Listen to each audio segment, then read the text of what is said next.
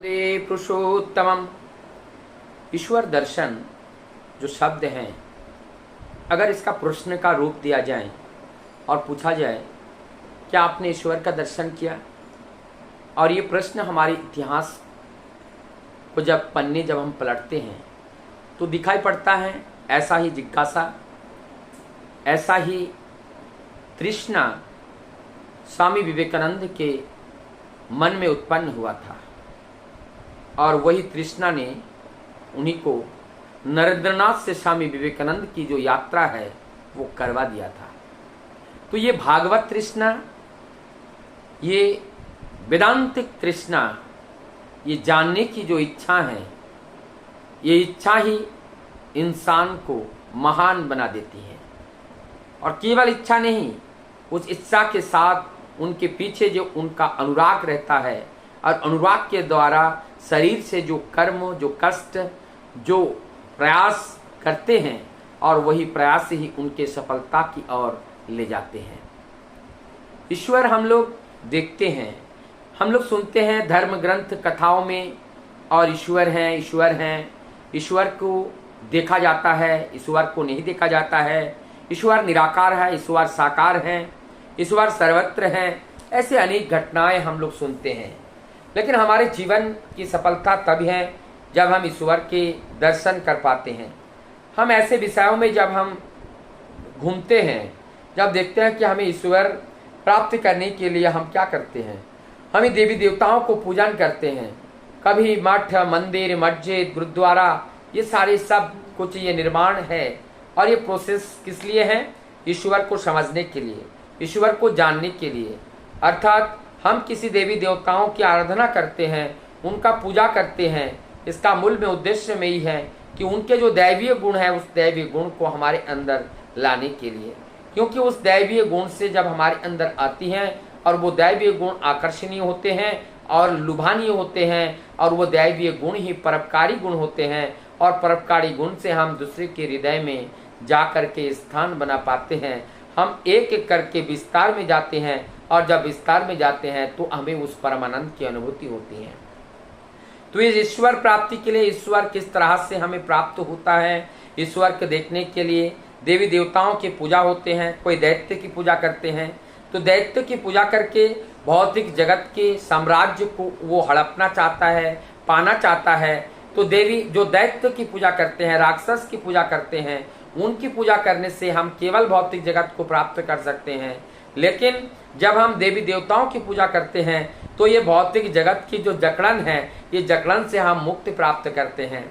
ये जकड़न से मुक्ति प्राप्त करने के लिए हम जो है देवी देवताओं की आराधना करके हमारे अंदर जो शक्ति आती है, वो शक्ति के अंदर हमारे अंदर वैराग्य आते हैं, शक्ति के अंदर हमारे अंदर त्याग आते हैं। और उसी वैराग्य, उसी त्याग का कारण स्वरूप हम लोगों ने देखा, भगवान बुद्ध ने अपने राजभवन को त्याग करके वो अपने उस वैराग्य की जागरण करने के लिए, उस ज्ञान को घर घर तक पहुंचाने के लिए वो एक संत साधु बन करके वो बाहर निकल पड़े। और वो जन जन के हृदय के अंदर जो दैत्य है, उस दैत्य भाव को उस देह से बाहर करने के लिए एक प्रेम का वातावरण सृजन किया। और उस प्रेम वातावरण में सभी लोग मुग्ध होकर के और उसी पर वो टूट पड़े, और उनके प्रति जिन लोगों का अनुराग उत्पन्न हुआ, और उनके हृदय से भी वो जो दैत्य भाव है, वो दैत्य भाव निकल गए। और इस तरह से कितने से दैत्य को भी मानव, मनुष्य या महामानव के रूप में रूपांतरित कर दिया। ये एकमात्र संभव है त्याग से, एकमात्र संभव है वैराग्य से। जब तक हमारे अंदर त्याग और वैराग्य भाव नहीं आता है, तब तक हमारा जीवन विस्तार में नहीं जा पाते हैं। हम लोगों को लाभवान नहीं बना सकते हैं, लोगों को दुख को हम दूर नहीं कर सकते हैं। तो लोग को दूर करने के लिए हमें ये करना अत्यंत आवश्यकता है। हम लोगों ने देखा कि भगवान राम वो बन गए, और जब वो बन गए तो वो बन गए। ये कहते हैं कि जब वो बन ही गए तब वो बन गए। जब तक बन नहीं गए तब तक वो नहीं बने। अर्थात ये पुरुषोत्तम बनने के लिए, श्रेष्ठ बनने के लिए उन्होंने श्रेष्ठ कर्म करने की जरूरत है।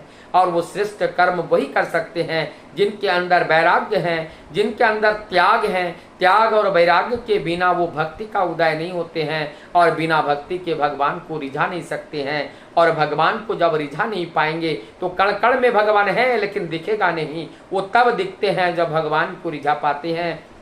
और रिझाने के लिए और कोई रास्ता दूसरा नहीं होते हैं, वो एकमात्र रास्ता होते हैं भक्ति का। और भक्ति जब गाढ़ा होता है तो उत्पन्न होता है प्रेम, और इसी प्रेम से जब हम जगत को प्रेम करते हैं और हर जगत के हर वस्तु के अंदर जब हम प्रभु को देखते हैं और उस प्रभु दर्शन करते करते हमें हर जीव के अंदर शिव का दर्शन होते हैं। और हर जीव में ही वो आनंद है, और उस आनंद का अनंत रूप है, अनंत भाव है। और अनंत भाव का ये अनंत जगत का ये सृजन है। और ये सृजन की जो मधुरता है, सृजन की जो सुंदरता है, ये सृजन की जो जितने भी इनकी आकर्षणीयता है, वो उपभोग हम मनुष्य रूप में रहकर ही कर सकते हैं। मनुष्य रूप के बिना उस उपभोग हम कर नहीं सकते हैं। इसीलिए धरा पर इस मनुष्य तनु धारण करके प्रभु ने भेजे हैं, और केवल उनको उपभोग करके उनको जानने के लिए, और जान करके इस समस्त जगत की रक्षा कैसे हैं उस रक्षा के राह पर चलने के लिए, और चल करके दिखाने के लिए, और वो देख करके जिससे हजारों लाखों करोड़ों लोग तुम्हारे उसी पथ पर चलने के लिए वो विवश हो जाए।